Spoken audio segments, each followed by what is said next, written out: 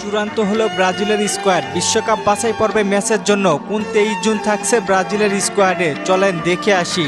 ব্রাজিলের প্রেসিডেন্ট ইস্যুতে সমস্যায় পড়তে পারেন ব্রাজিল ফুটবল। আগামী মাসে বিশ্বকাপ বাছাই পর্বের জন্য চূড়ান্ত স্কোয়াড ঘোষণা করতে চলেছে কার্লো আনচেলত্তি। ইতিমধ্যে স্কোয়াড চূড়ান্ত হয়েছে 52 জনের। ইনজুরি কাটিয়ে প্রায় 2 বছর পরে মাঠে ফিরতে চলেছে নেইমার জুনিয়র। সান্তোসের হয়ে আগামী 19 তারিখে মাঠে নামবেন নেইমার। নেইমারের ফিটনেস সহ সবকিছু ঠিক আছে বলে জানা গিয়েছে। সান্তোসের হয়ে চুক্তি নবায়ন করবেন 2026 সাল পর্যন্ত। অপরদিকে আনচেলত্তির অধীনে আবার হলুদ জার্সিতে ফিরবেন ক্যাসমিরো। বিশ্বকাপের আগে লিডার হিসেবে জাতীয় দলে ফিরছেন তিনি। লা লিগায় চমক দেখিয়ে যাচ্ছেন অ্যান্থনি ফর্মের বিবেচনায় আবারও হলুদ শিবিরে ফিরবেন তিনি।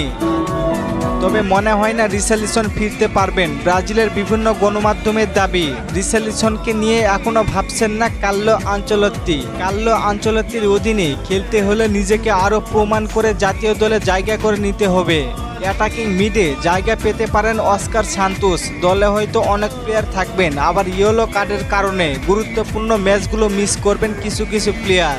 বর্তমানে ভিনি ইনজুরিতে আছেন, রিয়ালের 3টি ম্যাচ মিস করবেন। ইকুয়েডরের বিপক্ষে তাকে পাওয়া যাবে কিনা তা নিয়ে রয়েছে সংশয়।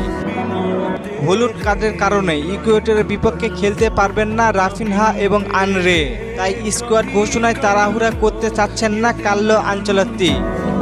কার্লো আনচেলত্তি সিবিএফের কাছে অনুরোধ করেছেন যেন এই স্কোয়াডটি ফাঁস করা না হয়। তিনি চান না তার পরিকল্পনা আগে থেকে কেউ জেনে যায়। সুতরাং আমরা ধারণা করতে পারতেছি না এই 52 জনের তালিকায় কে আছেন। 26শে মে ব্রাজিলে গিয়ে 23 সদস্যের চূড়ান্ত স্কোয়াড ঘোষণা করবেন ডন কার্লো আনচেলত্তি।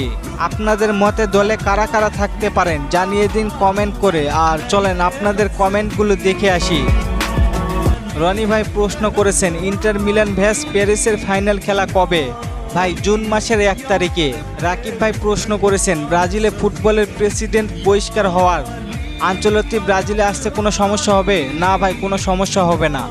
ইমন ভাই প্রশ্ন করেছেন ব্রাজিল বনাম ইকুয়েডরের খেলা কি ঈদের দিন? না ভাই, ঈদ তো আপনার 7 তারিখে আর খেলা 6 তারিখে।